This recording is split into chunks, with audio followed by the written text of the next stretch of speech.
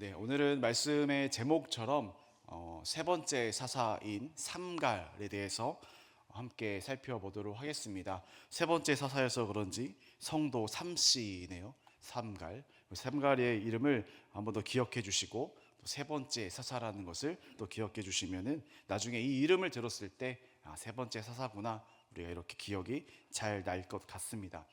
왜냐하면은 삼갈의 정보는, 성경에서 말해주는 삼갈의 정보는 매우 적습니다. 그리고 오늘 함께 읽은 본문 31절의 그 뉘앙스를 보면 그 두 번째 사사 에웃의 그 길고 멋진 이야기 뒤에 마지막에 마치 낑겨서 이렇게 한 줄 이렇게 나오는 게 이제 삼갈인데요. 그리고 뉘앙스를 보면 그리고 그도 이스라엘을 구원하였더라. 그러니까 그도 마치 에훗보다는 삼갈이 중요하지 않은 사람처럼 그냥 짧은 구절로 낑기듯이 소개가 되어가지고 중요하지 않은 사사처럼 보여지기도 합니다. 이 짧은 구절을 보니까 이 삼갈은 소 모는 막대기로 블레셋 사람 600명을 죽였다라고 말씀하고 있습니다. 대단한 일 아닙니까? 소 모는 막대기로 블레셋 사람 600명이나 죽였다. 그런데 우리는 삼갈에 대해서 좀 낯섭니다. 아직 잘 몰라요. 반면에 우리가 아주 잘 아는 사사 삼손이 있죠. 삼손은 유명한 사사죠. 나귀 턱뼈로 1000명을 죽였는데요. 이 삼손은 우리가 모두 다 아는 유명한 사사가 되었고, 오늘 이 삼갈은 소모는 막대기로 600명을 죽이는 놀라운 일을 동시에 했음에도 불구하고 마치 이름이 빛나지 않는, 그의 삶을 아무도 모르는 무명의 모습으로 남는 것 같은 모습이 보여집니다. 오늘 읽은 본문 외에 사사기 5장 6절에서도 삼갈의 이름이 한 번 더 언급이 되는데요. 사사기 5장 6절에 보면 이렇게 말씀을 합니다. 함께 읽어보겠습니다. 아나세 아들 삼갈의 날에 또는 야엘의 날에는 대로가 비었고 길의 행인들은 오솔길로 다녔도다. 네, 이 말씀은 삼갈이 살던 시대는 지금 이스라엘이 몇십 년 동안 평안한 시기를 보냈다고 알려주는 것이 아니라요, 이스라엘 사람들이 대놓고 큰 대로로 다니지 못하고 몰래 숨어서 산길, 오솔길로 다녀야만 했던, 그러니까 숨죽이며 살던 시대의 연속이었음을 우리가 이 구절을 통해서 알 수 있게 됩니다. 오늘 본문 3장을 다시 보면은 삼갈을 소개하는 이 짧은 구절에서 삼갈의 이름을 뭐라고 소개하냐면 아낫의 아들이라고 소개합니다.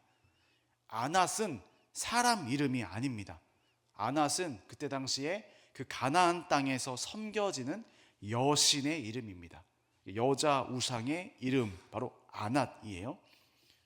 학자들에 의하면 삼갈의 이름 자체가 이스라엘식이 아니고 가나안식이다라고 대부분 보고 있습니다. 이스라엘식의 이름이 아니라 가나안 문화에서 나오는 그러한 이름이다라는 거죠. 즉 삼갈은 가나안의 한 우상, 그 아낫 여신을 섬기는 가나안 족속의 이방 민족 출신임을 우리가 알게 되는 겁니다. 아낫의 아들 삼갈이라는 이 소개글로 말미암아 삼갈이 가나안 이방 우상을 섬기는 출신이다라는 것을 우리가 알게 됩니다. 그래서 사실 삼갈의 출생과 이 업적은, 그리고 성경에서 할애하고 있는 그 양을 보면 되게 영양가가 없는 것 같은 사람으로 묘사가 되기도 합니다. 도대체 삼갈은 어떤 사사였을까? 정말 삼갈의 업적이 이렇게 칭송받지 못할 만큼 값어치 없는 사람이었을까? 그래서 딱 한 절로만 언급을 했을까? 저는 그렇지 않다라고 말씀을 드리고 싶고요. 삼갈이 오늘 우리에게 주는 분명한 메시지가 있다라고 생각이 됩니다. 그림을 보여주시면 오늘 삼갈의 무기는 소 모는 막대기입니다. 소 모는 막대기. 히브리어로는 말마드라고 발음을 하는데요. 이게 성경에 딱 한 번 나오는 단어입니다. 유일하게 여기에서만 나오는, 딱 한 번 나오는 단어. 그래서 사실은 이 소모는 막대기가 어떻게 생겼는지 정보를 알 수가 없어요. 길이는 어느 정도였는지, 대체적으로 그 당시에 소모는 막대기는 무슨 모양이었는지, 이러한 것들을 전혀 알 수가 없습니다. 그러나 어쨌든 분명한 것은 이 무기는 싸움하기에는 굉장히 약한 무기인 것은 확실합니다. 막대기.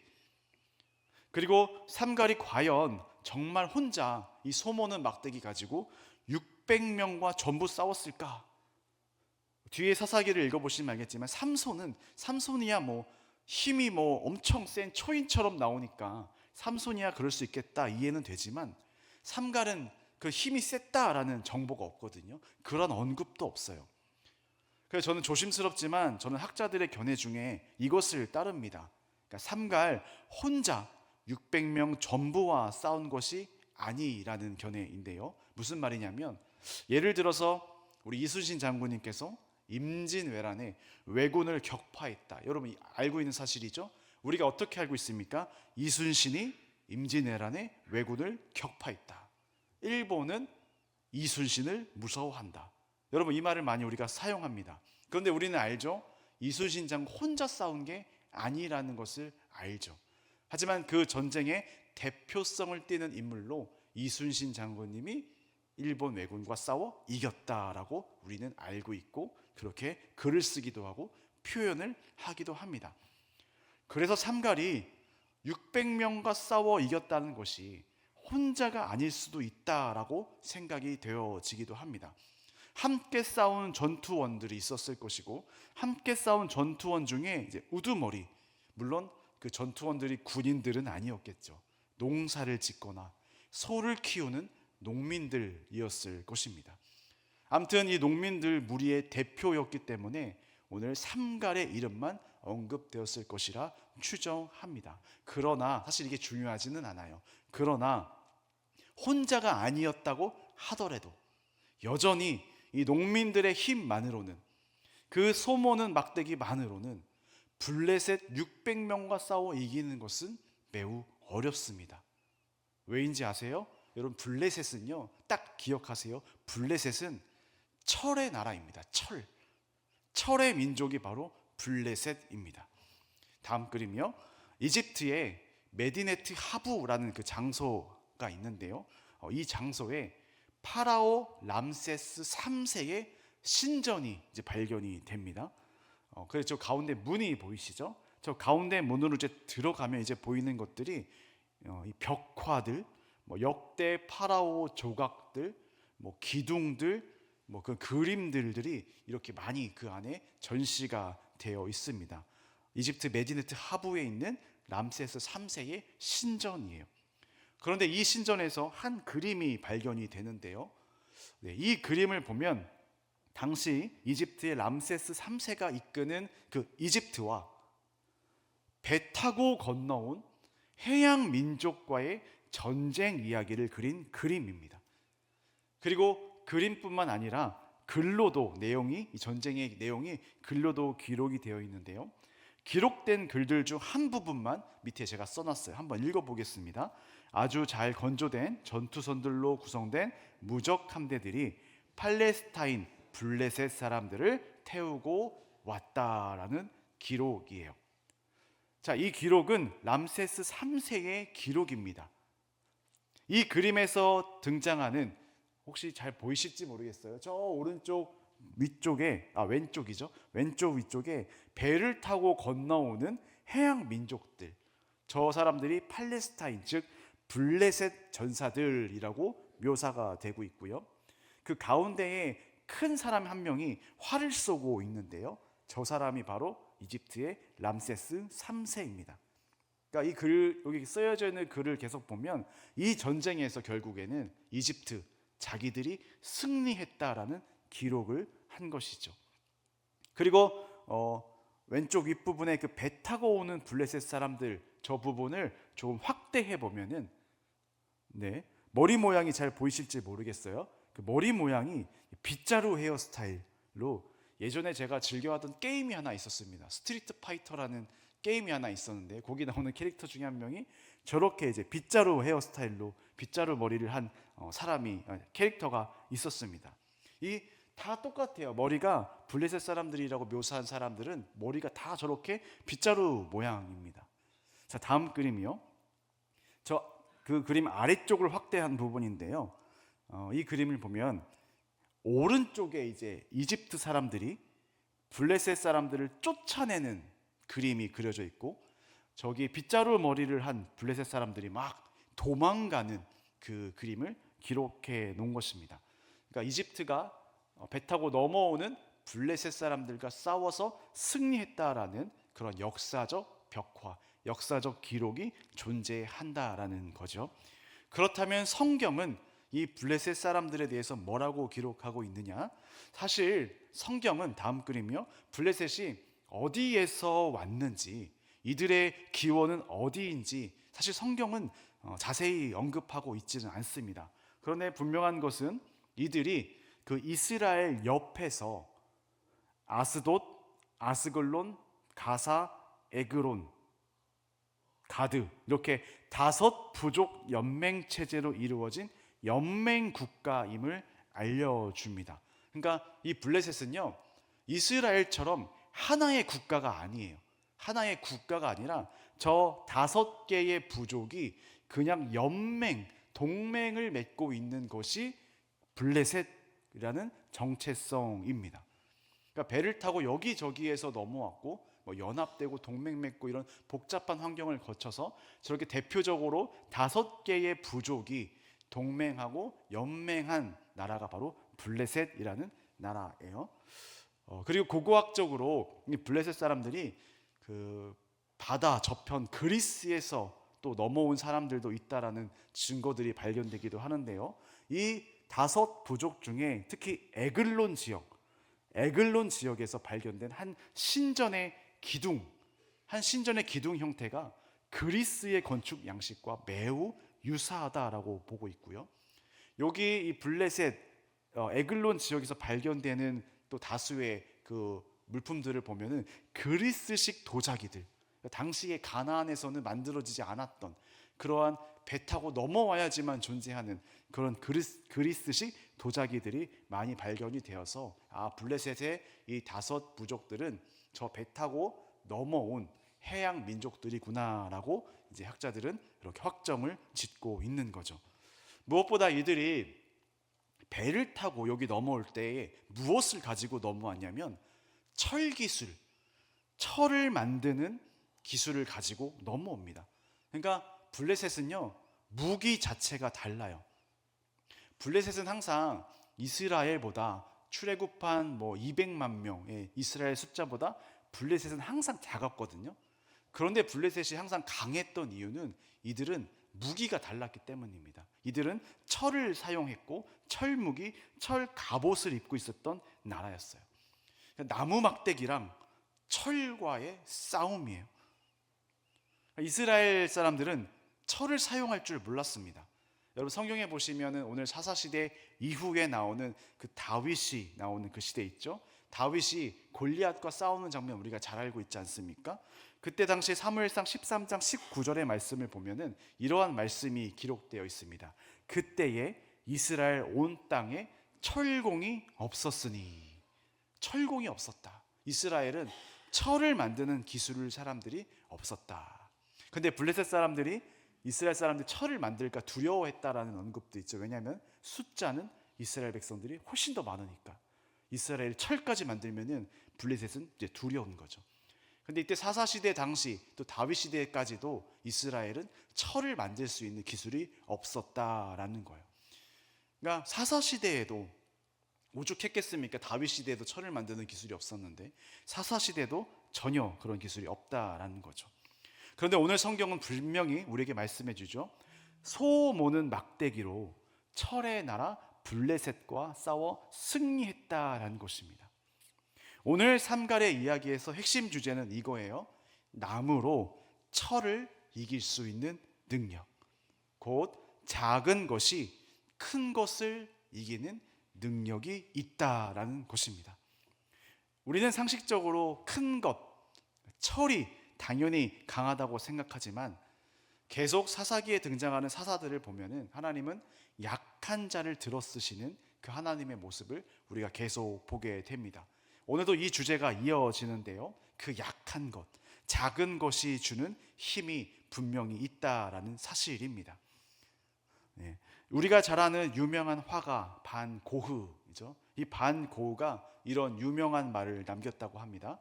위대한 성과는 그냥 이루어지는 것이 아니라 작은 일의 연속으로 이루어진다.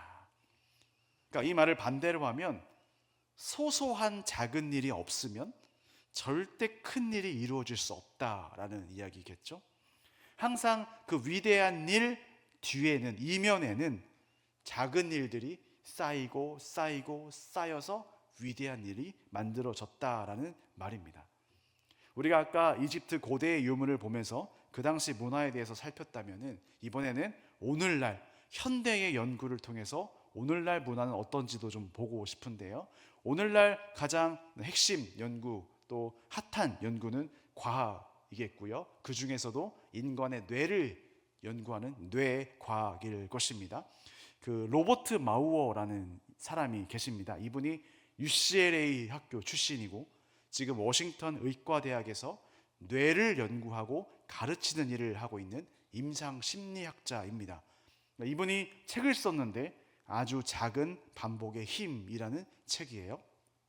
이분이 이 책에서 이야기하는 거예요. 뇌에 여러 부분이 있지만 중뇌와 그 대뇌피질의 관계를 이분이 이 책에서 이야기를 하더라고요.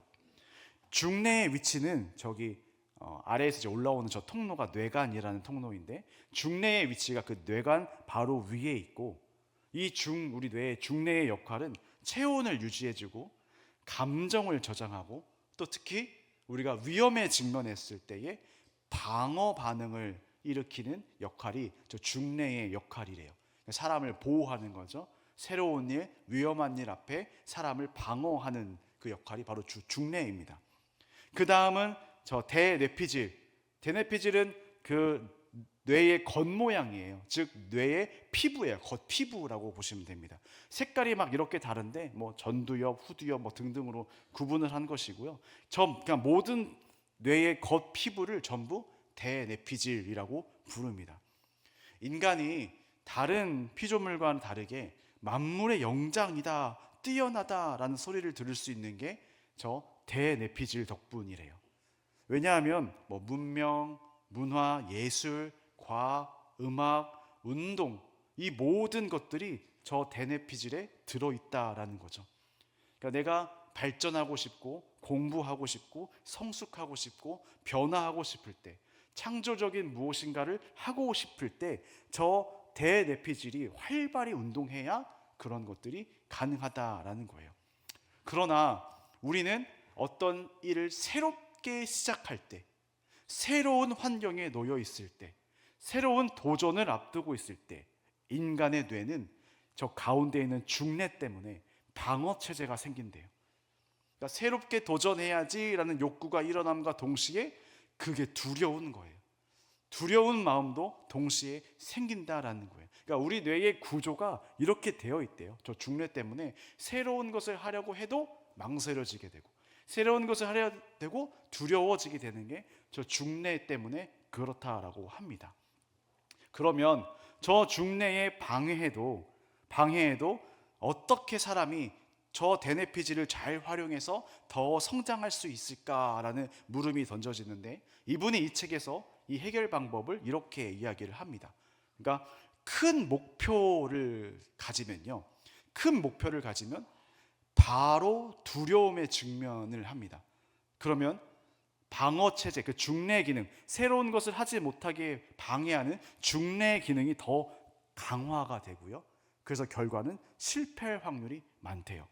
그런데 반대로 작은 목표로 시작하면 두려움을 우회하기 시작합니다. 그러면 중뇌가 아니라 대뇌피질 기능이 정상으로 돌아가서 꾸준히 작은 목표만 한다면 그 목표는 오히려 성공할 확률이 높다라는 거죠.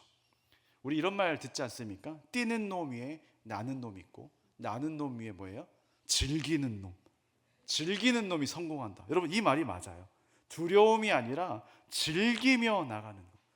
그러니까 대뇌피질의 기능이 활발한 게 즐기면서 그 일을 해 나가는 거예요.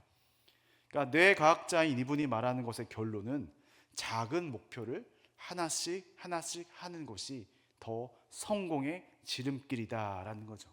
처음부터 큰 목표를 가지고 노력하면 실패할 확률이 떨어진다라는 거예요. 우리가 연초마다 작심삼일, 이게 왜 생깁니까? 연초에는 왠지 큰 꿈을 품고 큰 계획을 해야 될 것만 같아서, 그러니까 큰 목표를 만들어 놓는 경향이 있어서 그래요. 쉽게 두려워하고 쉽게 포기하게 되는 거죠. 우리 연초에 항상 부흥회 하고요, 특히 우리 자녀들 수련회 시즌이지 않습니까? 연초마다. 그러면 우리는 도전을 받고 다시 결단하는 계기가 되고는 합니다. 그런데 우리가 살아가는 신앙의 현실은 여기인데, 수련회 때, 부흥회 때 너무 크고 이상적인 큰 목표가 선포되기 때문에 도전받고 은혜는 되지만 삶으로 돌아가면 다시 현실로 돌아가기 때문에 선포된 비전과 내 삶의 그 갭 차이가 너무 큰 거예요. 그러니까 큰 목표를 품었지만 현실로 돌아가면 다시 원래대로 살아가는 우리의 모습이 계속 반복된다라는 거죠. 그러나 시작부터 내가 지금 당장 할 수 있는, 실천할 수 있는 작은 목표를 가지면 두려움이 생겨서 포기하는 게 아니라 그 두려움이 긍정적인 감정으로, 그러니까 흥분으로 변한대요. 즐기게 되는 거죠. 이 작은 스텝 하나하나 밟아 나가는 것이 내가 새롭게 다시 시작하려는 두려움을 극복하고 점점 성공으로 나아간다라는 거죠. 사사들의 이야기를 보면 참 다양한 무기들로 싸운다라는 것을 알 수 있습니다.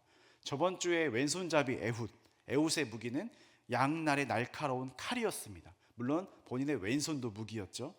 그리고 오늘 사사 3갈은 소모는 막대기가 무기이고요. 다음 4장 넘어가면 드보라 이야기가 나오는데 여기에 야엘이라는 여인이 등장을 해요. 이 야엘은 말뚝이라는 무기로 적의 장군을 죽이기도 합니다. 뿐만 아니라 뒤에 또 가면 사사 기드온의 무기는 횃불과 항아리였고, 삼손은 물론 온몸이 무기지만 나귀턱뼈가 삼손의 무기였습니다. 이 무기들을 보면 공통점이 있어요. 제대로 된 무기가 하나도 없어요. 그러니까 그닥 좋은 무기는 아니라는 것입니다. 그러나 그닥 좋은 무기는 아니지만 하나님이 사용하시면 그것은 놀라운 무기로 변한다라는 것입니다. 오늘 우리가 하나님께 사용받는 사람이 되어야 합니다. 그러기 위해서는 우리가 밟아야 할 작은 스텝, 우리가 밟아야 하고 우리도 연습해야 될 것들이 있습니다. 바로 조금씩이라도 주님과 가까워지려는 그 작은 스텝을 연습해야 한다라는 것입니다. 프랑스의 작은 농촌 마을에서 태어난 로렌스라고 이름하는 사람이 있는데요. 이분이 나중에 하나님의 임재 연습이라는 책을 써요. 읽어보신 분들도 계시겠지만 그 하나님의 임재 연습, 한마디로 말하면 묵상과 기도에 대한 책입니다. 그런데 이 로렌스의 영성 훈련의 특징이 뭐냐면 어떤 형식적인 기도나 잘 짜여진 시간대별로 경건 훈련 그런 게 아니라 매 순간 매 일상에서 하나님께 집중하는 훈련이었습니다.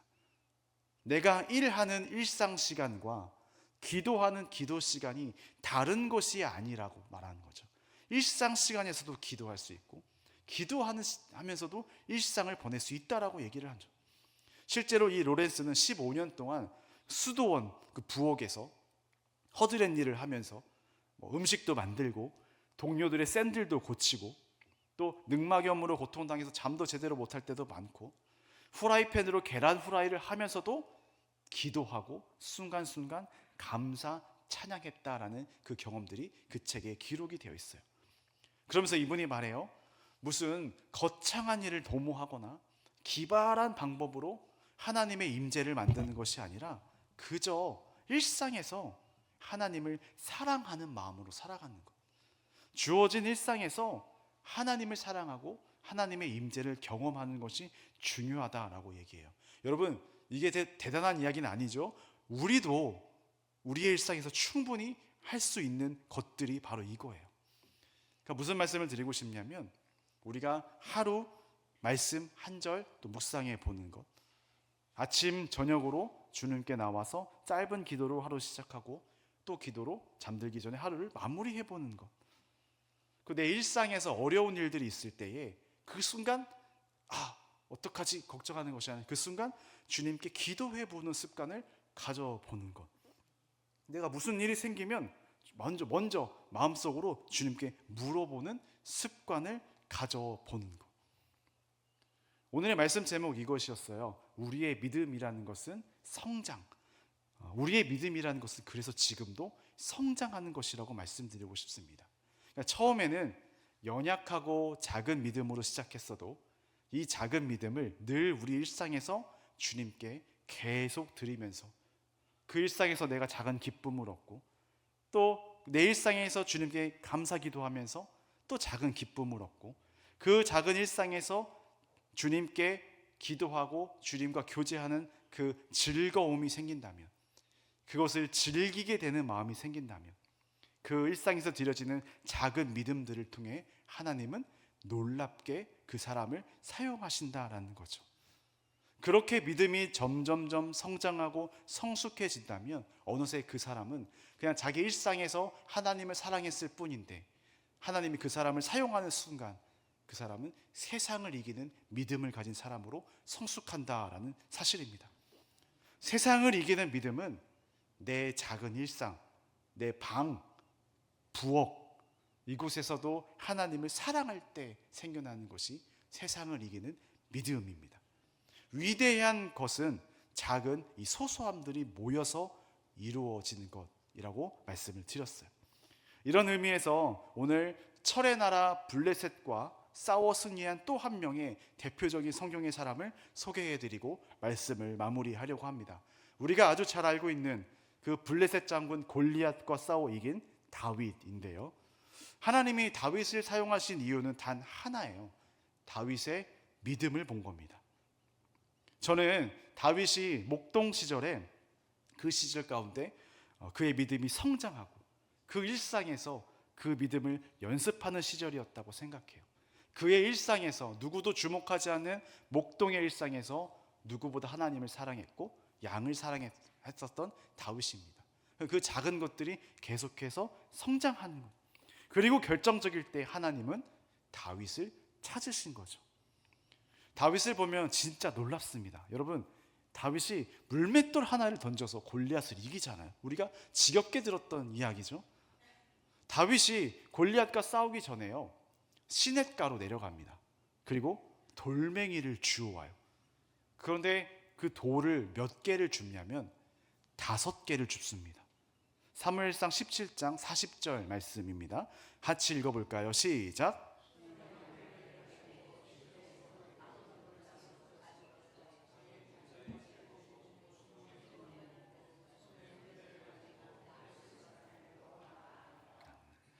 그런데 돌을 주스러 시냇가에 내려갔는데, 다음 그림이요.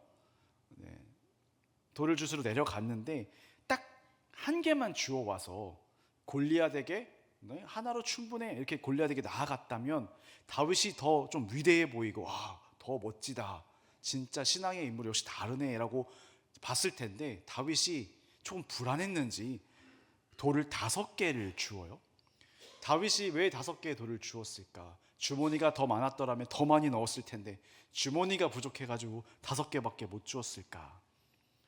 그런데 이 본문을 가지고 여러 해석들이 있지만 그 중에 정말 은혜가 되는 해석이 있어서 여러분들과 함께 나누고 싶습니다. 왜 다윗이 하필 돌을 5개 주었을까? 다음 그림이요. 우리 아까 블레셋 민족에 대해서 살폈었어요. 블레셋은 한 나라가 아니라 5개의 부족 연맹체라고 말씀드렸습니다. 여러분, 이 말은 뭐냐면 각 부족을 대표하는 장수들, 또 대표하는 리더들이 있었다라는 거예요. 각 에그론, 가드, 아스돗, 아스글론, 가사의 이 부족들, 이 5 부족의 각각의 우두머리들이 따로 있었다라는 말입니다.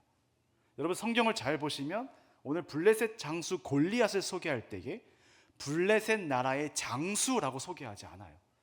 골리앗을 뭐라고 소개하냐면 17장 4절에 보면 블레셋 사람들의 진영에서 싸움을 도두는 자가 왔는데 그의 이름은 골리앗이요 가드 사람이라.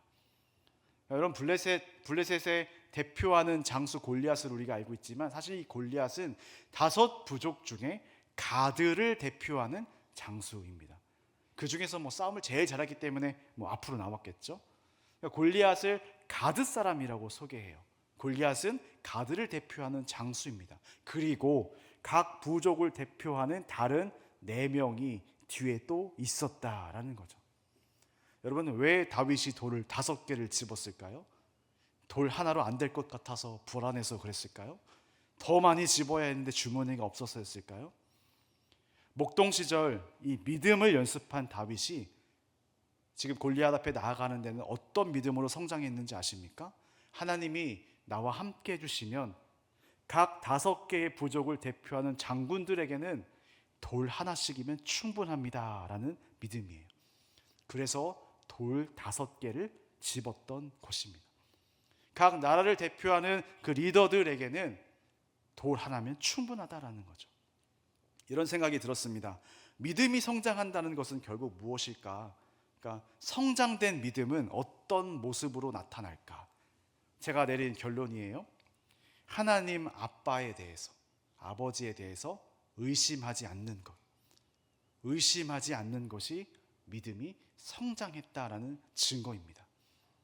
하나님 아버지에 대한 확실한 신뢰는 결국 하나님을 향한 내 일상의 작은 믿음들의 연속으로 쌓아질 때 확실한 신뢰가 생겨나는 것입니다. 아버지에 대한 확실한 신뢰는 결국 세상을 이기는 믿음이 된다라는 것입니다. 여러분, 우리의 믿음이 연약함으로 시작하셔도 괜찮습니다. 작은 믿음으로 시작하셔도 괜찮습니다. 우리가 큰 것을 이루지 않아도 괜찮습니다. 여러분의 일상 가운데서, 그 여러분의 부엌에서, 여러분의 방에서, 여러분의 삶의 자리에서 우리가 해야 할 건 단 하나, 하나님을 사랑하십시오. 하나님께 계속 물어보십시오. 하나님께 계속 기도하십시오. 마음으로 계속 하나님을 생각하십시오.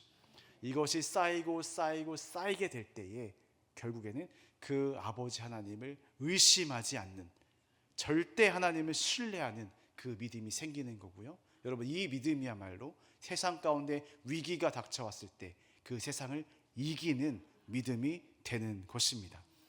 오늘 3갈의 정보 적어서 우리가 다 알 수 없지만 사실은 자질구리한 다른 내용들은 사실 다 필요 없고 딱 핵심만 잘 선포된 구절이다라는 생각이 들었습니다. 소모는 막대기로 철의 나라 블레셋과 싸워 이겼다. 여러분, 이 한 구절이면 충분합니다. 소모는 막대기로 철의 나라 블레셋과 싸워 이겼다. 오늘 이 믿음을 우리의 일상에서도 주님께 드려보시길 결단하시는 저와 여러분 되시기를 주님의 이름으로 축원합니다.